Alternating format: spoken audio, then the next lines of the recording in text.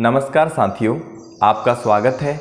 आप देख रहे हैं विचार वाटिका खबर, जहां आपको खबरें कविता के रूप में मिलती है। आज आषाढ़ शुक्ल द्वितीया को पुरी में भगवान जगन्नाथ की रथ यात्रा है। आइए इस अद्भुत यात्रा को जानें। भावों का उपहार, कविता का संसार, विचारों का संगम, विचार वाटिका। अभी सब्सक्राइब करें। उड़ीसा राज्य का पुरी क्षेत्र, जिसे पुरुषोत्तमपुरी, शंख क्षेत्र, श्री क्षेत्र के नाम से भी जाना जाता है, भगवान श्री जगन्नाथ की मुख्य लीला भूमि है। उड़ीसा में ही कोणार्क का अद्भुत सूर्य मंदिर, भगवान बुद्ध की अनुपम मूर्तियों से सजा धौलगिरी और उदयगिरी की गुफाएं, जैन मुनियों की तपस्थली खंडगिरी की गुफाएं, लिंगराज, साक्षी गोपाल और भगवान जगन्नाथ के मंदिर दर्शनीय हैं। पुरी और चंद्रभागा का मनोरम समुद्री किनारा, चंदन तालाब, जनकपुर और नंदन कानन अभ्यारण्य बड़ा ही मनोरम और दर्शनीय है। पूर्व परात पर भगवान श्री जगन्नाथ जी की रथ यात्रा आषाढ़ शुक्ल द्वितीया को जगन्नाथपुरी में आरंभ होती है। यह रथ यात्रा पुरी का प्रधान पर्व भी है। इसमें भाग लेने के लिए, इसके दर्शनों के लाभ लेने के लिए हजारों लाखों की संख्या में लोग आते हैं। रथ यात्रा एक ऐसा पर्व है जिसमें भगवान जगन्नाथ चलकर जनता के बीच आते हैं और उनके सुख दुख में सहभागी होते हैं। भगवान जगन्नाथ में श्री राम, श्री कृष्ण, बुद्ध महायान का शून्य और अद्वैत का ब्रह्म समाहित है। रथ यात्रा माता सुभद्रा के द्वारिका भ्रमण की इच्छा पूर्ण करने के उद्देश्य से श्री कृष्ण और बलराम ने अलग रथों में बैठकर करवाई थी। माता सुभद्रा की नगर भ्रमण की स्मृति में यह रथ यात्रा पुरी में हर वर्ष होती है। रथ यात्रा में सबसे आगे ताल ध्वज पर श्री बलराम जी आते हैं। ताल ध्वज 65 फीट लंबा, 65 फीट चौड़ा और 45 फीट ऊंचा है। इसमें 7 फीट व्यास के 17 पहिए लगे हैं। उसके पीछे पद्म ध्वज रथ पर माता सुभद्रा व सुदर्शन चक्र आते हैं। अंत में गरुड़ ध्वज पर या नंदी घोष नाम के रथ पर श्री जगन्नाथ जी चलते हैं। संध्या तक ये तीनों ही रथ मंदिर में जा पहुंचते हैं। अगले दिन भगवान रथ से उतरकर मंदिर में प्रवेश करते हैं और 7 दिन तक वहीं रहते हैं।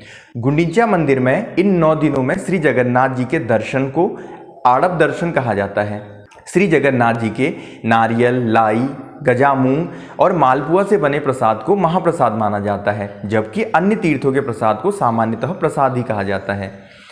जनकपुर, जो भगवान की मौसी का घर है, वहाँ भगवान जगन्नाथ 10 अवतार का रूप धारण करते हैं। मौसी के घर अच्छे अच्छे पकवान खाकर भगवान जगन्नाथ बीमार हो जाते हैं, तब यहाँ पथ्य का ही भोग लगाया जाता है, जिससे भगवान शीघ्र ही ठीक हो जाते हैं। रथ यात्रा के तीसरे दिन पंचमी को लक्ष्मी जी भगवान जगन्नाथ को ढूंढने यहाँ आती हैं। तब द्वैतापति दरवाजा बंद कर देते हैं, जिससे लक्ष्मी जी नाराज होकर रथ का पहिया तोड़ देती हैं और हेरा गोहिरी साही, जो पुरी का एक मोहल्ला है जहां लक्ष्मी जी का मंदिर है, लौट जाती हैं। बाद में भगवान जगन्नाथ लक्ष्मी को मनाने जाते हैं। इस आयोजन में एक ओर द्वैताधिपति भगवान जगन्नाथ की भूमिका में संवाद बोलते हैं, दूसरी ओर देवदासी लक्ष्मी जी की भूमिका में संवाद बोलती है। इस मान मनोवल के संवाद को सुनकर अपार जनता खुशी और हर्ष से झूम उठती है। सारा आकाश जय श्री जगन्नाथ के नारों से गूंज उठता है। लक्ष्मी जी को भगवान जगन्नाथ के द्वारा मना लिए जाने को विजय का प्रतीक मानकर इस दिन को विजयदशमी और वापसी को बोहतड़ी गोचा कहा जाता है। रथ यात्रा में पारंपरिक सद्भाव, सांस्कृतिक एकता और धार्मिक सहिष्णुता का अद्भुत समन्वय देखने को मिलता है। भगवान जगन्नाथ सदैव सहाय हो, इसी कामना के साथ आइए इस यात्रा को कविता के रूप में देखते हैं।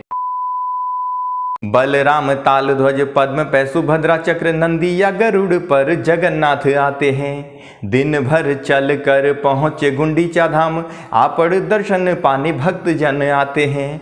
भगवान बीमार हुए स्वादिष्ट व्यंजन खा, इसीलिए पथ्य का ही भोग यहाँ पाते हैं। भगवान बीमार हुए स्वादिष्ट व्यंजन खा, इसीलिए पथ्य का ही भोग यहाँ पाते हैं। लक्ष्मी जी को मना कर जय भगवान हुए, बोहतड़ी गोचा नाम वापस वो आते हैं। लक्ष्मी जी को मना कर जय भगवान हुए, बोहतड़ी गोचा नाम वापस वो आते हैं। तो दोस्तों, ऐसे ही अनूठे अंदाज में खबरें जानने के लिए आप विचार वाटिका से जुड़े रहें। कल आपसे फिर मुलाकात होगी, तब तक के लिए अपना ख्याल रखें। जय हिंद, वंदे मातरम, जय जगन्नाथ।